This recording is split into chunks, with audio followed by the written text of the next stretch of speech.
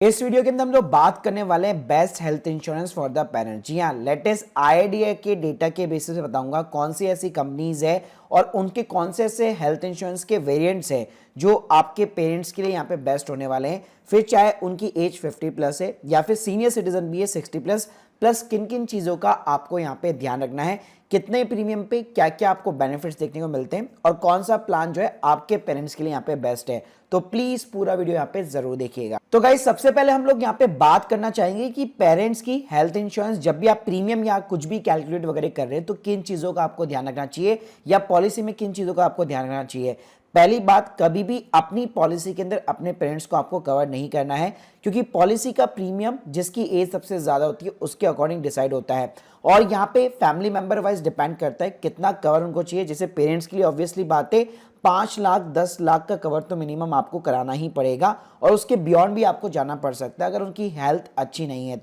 तो कभी भी जब भी हेल्थ इंश्योरेंस का प्रीमियम कैलकुलेट कर रहे हो हमेशा केवल अपने फादर और मदर को यहाँ पे जरूर सेलेक्ट कीजिए। और यहाँ पे भी भाई आपको फादर और मदर की एज डालनी पड़ती है, क्योंकि जिसकी एज सबसे ज्यादा होती है उसी के अकॉर्डिंग प्रीमियम का ब्रैकेट जो है वो डिसाइड होता है। जैसे मैं आपको लाइव दिखाना चाहूंगा, आप कहीं से भी खरीद सकते हैं, बाकी पॉलिसी बाजार पे आपको एक एडिशनल सपोर्ट देखने को मिल जाता है और प्रीमियम पे डिस्काउंट भी देखने को मिल जाता है। मैंने लिंक ऑलरेडी डिस्क्रिप्शन बॉक्स में दे रखी है। तो जैसे यहाँ पे आप अपने फादर और मदर की एज डालेंगे सिंपली आपको कंटिन्यू करना है। उसके बाद में यहाँ लोकेशन पूछेगा। कई पॉलिसी ध्यान रखिएगा, प्रीमियम आपको कम देखने को मिलता है तो वो जोनल वाइज होती है, यानी आपको उसी सिटी के हॉस्पिटल के अंदर इलाज कराना पड़ेगा, आप आउटसाइड सिटी नहीं जा सकते, तो इस चीज का ध्यान रखिएगा। उसके बाद में ये पूछेगा मेडिकल हिस्ट्री, तो अगर आपके पेरेंट्स को कोई भी डायबिटीज या हार्ट डिजीज कोई भी यहाँ पे इशू है तो वो आप सेलेक्ट कर सकते हैं, क्योंकि एक वेटिंग पीरियड होता है। तो इस बीमारी से रिलेटेड अगर कोई भी बीमारी का इलाज करना हुआ तो उसके ऊपर वेटिंग पीरियड एप्लीकेबल हो जाएगा, जो कि नॉर्मली 2 से 3 साल तक का होता है, यानी उस टाइम पे आपको कवर नहीं मिलता है। तो इस चीज को ध्यान रखिएगा, छुपाने की जरूरत नहीं है, क्योंकि ऑन द लेटर स्टेज कभी भी अगर आपने क्लेम डाला और कंपनी ने बोला कि भाई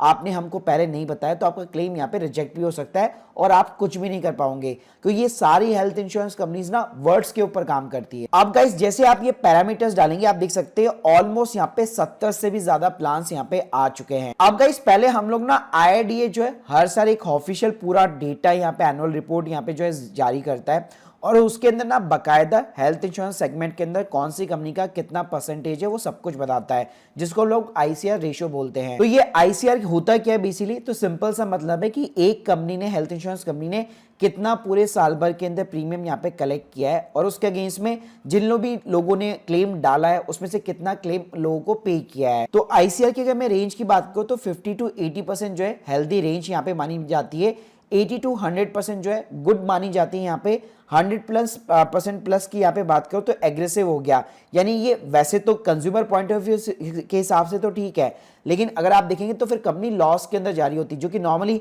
जो गवर्नमेंट सेक्टर्स वाली कंपनीज होती है, जो पीएसयूज होती है, उसके अंदर आपको नॉर्मली 100% देखने को मिलता है। लेकिन कभी भी आपको बिलो द 50% वाली वीक क्लेम वाली कंपनीज को सिलेक्ट करना ही नहीं है। तो गाइस हम लोगों ने ये पूरा डेटा जो है यहाँ पे एआई चैट जीपीटी के अंदर अपलोड किया और उसके अकॉर्डिंग हम लोगों ने फाइंड आउट करने की कोशिश की कि अगर हम लोग आईसीआर के बेसिस में कंपनीज को निकालना चाहे तो कौन सी कंपनीज यहाँ पे बेस्ट निकल सकती है। तो यहाँ पे पहले बात करूं stand alone health insurance company की, यानी वो कंपनीज जो केवल और केवल हेल्थ इंश्योरेंस का ही काम करती है, कोई भी कार इंश्योरेंस या जनरल इंश्योरेंस वगैरह का काम नहीं करती। तो इसमें आप प्राइवेट प्लेयर्स के अंदर देखेंगे तो आदित्य बिरला का अच्छा खासा यहाँ पे क्लेम सेटलमेंट रेशियो निकल के आया है, केयर हेल्थ का भी निकल के आया है और इनका जो है पिछले फाइनेंशियल ईयर्स के कंपेयर में इंक्रीज भी हुआ है। और वहीं पे अगर मैं जनरल इंश्योरेंस सेगमेंट कंपनीज के अंदर बात करूं तो सबसे टॉप के ऊपर एचडीएफसी और टाटा का नाम आता है, जिसमें एचडीएफसी का भी अच्छा खासा इंक्रीज हुआ है। तो अब बात करते हैं भाई इनमें से बेस्ट कौन सी है, मैं कैसे पता लगाऊं, तो उसका बड़ा ही सिंपल तरीका है। पॉलिसी बाजार पे जब आप पैरामीटर्स यहाँ पे डालते हैं तो सबसे पहले यहाँ पे इंपॉर्टेंट फीचर का एक टैब देखने को मिलता है, तो यहीं से आप पैरामीटर्स को सेलेक्ट करके जो अननेसेसरी प्लान है उसको आप रिमूव कर सकते हैं। जैसे रूम रेंट टाइप हो गया,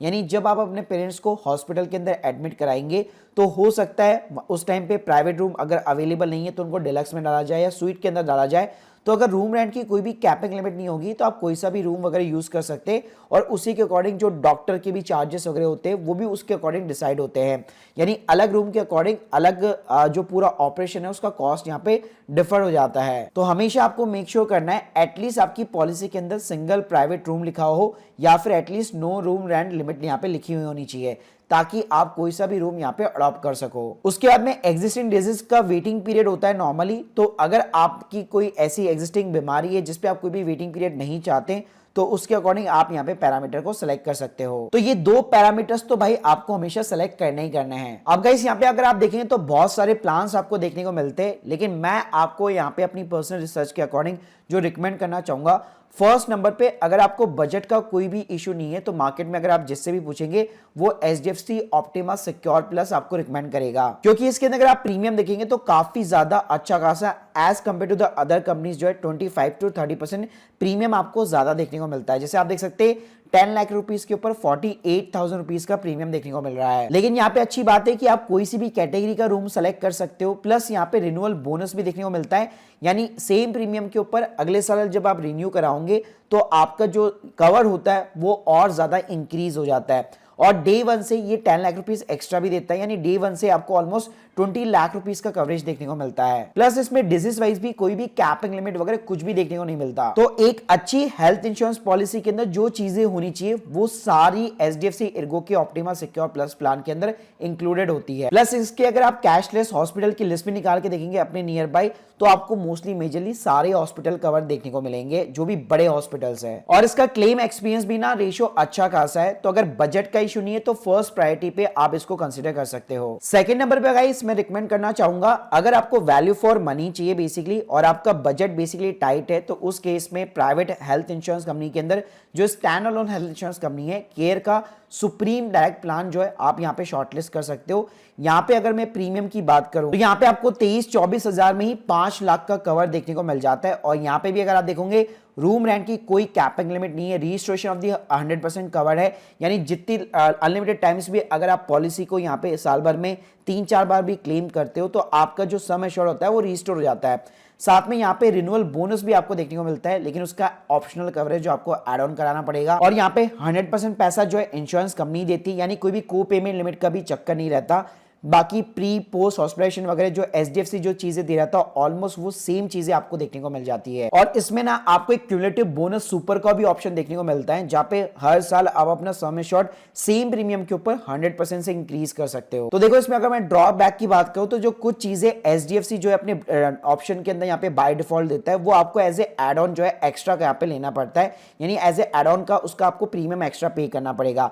जैसे अगर मैं कंज्यूमेबल्स की बात करूं HDFC के अंदर बाय डिफॉल्ट ऐड होता है, लेकिन यहाँ पे जैसे सीरीज हो गया, ग्लव्स वगैरह के चार्जेस हो गया, सैनिटाइजेशन वगैरह के चार्जेस होते हैं, ये आपको अलग से पे करने पड़ते हैं अगर आपने कंज्यूमेबल्स को अपने प्लान के अंदर ऐड ऑन नहीं करा रखा तो। Plus as compare to the HDFC यहाँ पे केयर का कंप्लेन वॉल्यूम थोड़ा सा हायर है। तीसरा भाई जो वैल्यू फॉर मनी प्लान है प्राइवेट कंपनी की तरफ से वो एक्टिव वन मैक्स जो आदित्य बिरला यहाँ पे ऑफर करता है। यहाँ पे अगर मैं बेसिकली प्रीमियम की बात करूं तो यहाँ पे आपको 25,000 के अंदर 5 लाख का सम एश्योर्ड देखने को मिल जाता है। यहाँ पे भी कोई रूम रेंट की कैपिंग लिमिट नहीं है, रीस्टोरेशन ऑफ दी कवर्ड है, यानी अनलिमिटेड टाइम से जो सेम चीजें केयर वगैरह ऑफर कर रहा था। रिन्यूअल बोनस अलग से लेना नहीं पड़ेगा, सेम प्रीमियम के ऊपर आपका हर साल जो है जो कवर होगा बेसिकली 5 लाख रुपए का वो पर ईयर इंक्रीज होगा, यानी अगले साल 10 लाख रुपए हो जाएगा और ये मैक्सिमम 25 लाख तक जा सकता है। प्लस अगर आप को पेमेंट भी देखेंगे तो 100% है, प्री पोस्ट हॉस्पिटलाइजेशन भी सेम जो बाकी इंश्योरेंस कंपनी ऑफर कर रही थी उतना ही है। प्लस अच्छी बात है कि केयर वगैरह के अंदर देखेंगे तो उसमें आपको फ्री हेल्थ चेकअप वगैरह ऐड ऑन करना पड़ता है, यहाँ पे ऐसा नहीं है।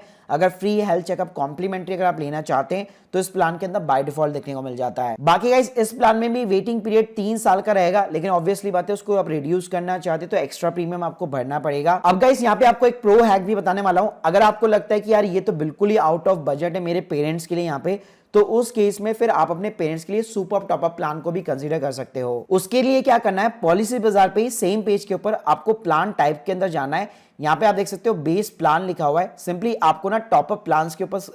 सेलेक्ट करके जो है अप्लाई कर देना है। तो यहाँ पे सबसे पहले डिडक्टेबल अमाउंट पूछेगा, तो देखो अगर आपके पास कोई पहले से बेस कवर का हेल्थ इंश्योरेंस नहीं है, आप यहाँ पे ये एज्यूम कर रहे हो कि यार मैं 2-3 लाख रुपए तो कहीं से भी यहाँ पे खुद यहाँ पे मैनेज कर सकता हूँ, लेकिन अगर अच्छा खासा हॉस्पिटल का बिल आया तो मैं मैनेज नहीं कर पाऊंगा। तो जितना भी आप मैनेज कर सकते हो उतना डिडक्टेबल अमाउंट यहाँ पे आप सिंपली सेलेक्ट कर सकते हो। तो एग्जांपल के लिए जैसे मान लीजिए मैंने यहाँ पे 3 लाख रुपए सेलेक्ट कर लिया कि 3 लाख रुपए मैं खुद यहाँ पे हॉस्पिटल को आराम से पे कर सकता हूँ, उसके बियॉन्ड जो है वो फिर मेरी कैपेबिलिटी नहीं रहेगी। तो उस केस में यहाँ पे आप देख सकते हो, यहाँ पे आपको सुपर टॉपअप प्लान्स देखने को मिल जाते हैं कि 3 लाख के डिडक्टिबल के ऊपर अगर आप 6,000 रुपए का प्रीमियम देते हो तो 7.5 लाख रुपए का आपको कवर देखने को मिल जाता है। तो जहां पे हमारा प्रीमियम 25,000 रुपए, 30-35,000 रुपए आ रहा था, यहाँ पे आप देख सकते हो अगर अंडर द 10,000 रुपीज भी अगर आपका बजट है तो सुपर टॉपअप प्लान्स के थ्रू भी आप अपने पेरेंट्स को जो है हेल्थ इंश्योरेंस के अंदर कवर कर सकते हो। बस यहाँ पे भी फीचर्स के अंदर उन चीजों को ध्यान रख लेना कि जो मैंने आपको बताया कि रूम रेंट की कोई कैपिंग लिमिट नहीं होनी चाहिए, को पेमेंट आपका 100% होना चाहिए, मतलब कोई भी को पेमेंट वगैरह नहीं होना चाहिए। तो ये फीचर मैंने आपको जो स्टार्टिंग में बताया वो यहाँ पे भी आपको कंसीडर करने होंगे। तो यहाँ पे ना बस एडवांटेज आपको यही मिलता है कि डिडक्टेबल अमाउंट आप सेलेक्ट कीजिए, उसके अकॉर्डिंग कम प्रीमियम के ऊपर भी आप हेल्थ इंश्योरेंस पॉलिसी को सेलेक्ट कर सकते हैं। जितना भी डिडक्टेबल अमाउंट होगा बेसिकली, यानी अगर बिल आया बेसिकली उतना अमाउंट आपको पहले खुद पे करना पड़ेगा, उसके ऊपर का जो अमाउंट होता है वो हेल्थ इंश्योरेंस कंपनी यहाँ पे आपको प्रोवाइड करती है। वैसे आप चाहे तो इसके ऊपर मेरा सेपरेट वीडियो बना हुआ है ऑलरेडी, वो आप यहाँ पे चेकआउट कर सकते हैं ताकि डिटेल में आपको समझ में आ जाएगा कि ये सुपर टॉपअप की कैलकुलेशन भी कैसे होती है। और इसके अलावा इस पॉलिसी बाजार पे अच्छी बात है कि किसी भी प्लान को सिर्फ अगर आपको कंपेयर भी करना है, लेना भी नहीं है, तो आप सिंपली यहाँ पे सेलेक्ट करके कंपेयर नाउ बटन पे क्लिक करके उसके जितने भी पैरामीटर्स है, प्लस गाइस पॉलिसी बाजार पे अच्छी बात यहाँ पे ये है कि अगर आपको प्लान यहाँ से लेना भी नहीं है, अगर आप सिंपली कंपेयर भी करना चाहते हो तो सिंपली आप प्लान को यहाँ पे सेलेक्ट करो और 1 क्लिक के अंदर एक साथ 3 प्लान को कंपैरिजन कर सकते हो। तो आप देख सकते हो सारे पैरामीटर्स के ऊपर आपको ये कंपैरिजन बहुत अच्छे से करके देता है। So guys hope you like this video, please subscribe our channel. जितने भी सपोर्टेड लिंक है वो ऑलरेडी मैंने डिस्क्रिप्शन बॉक्स में दे रखे हैं। Thank you guys, thank you very much.